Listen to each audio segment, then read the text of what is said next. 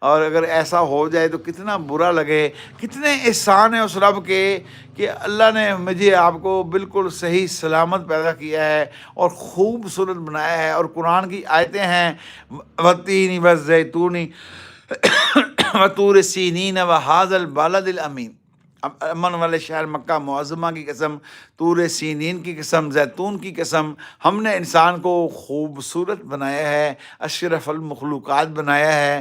اگر ناک کو تھوڑا سا ٹیڑھا کر دے اور ہمیں کوئی دیکھنے کے لیے آتا، رشتہ کرنے کے لیے، ہر کوئی ہمیں ریجیکٹ کر کے چلا جاتا تو کتنا بڑا احسان ہے۔ اور ہماری آنکھ کو تھوڑا سا اوپر کر دیتا، نیچے کر دیتا، اور ہمیں جو ہے یہ تھوڑی سی اوپر کر دیتا تو کتنے ہم برے لگتے۔ اور یہ عورتوں کے اوپر داڑھی آ جاتی تو کیا ہوتا، کتنی بری لگتی۔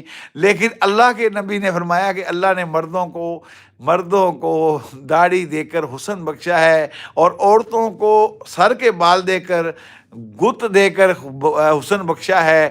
اور عورتیں بال کٹوا رہی اور مسلمان مرد جو ہے وہ اپنی داڑھی کٹوا رہے، یہ الٹ چل رہے، نفس کے خلاف دین ہے، لیکن اس میں سکون اطمینان نہیں ہے۔ یاد رکھیے من چاہی پر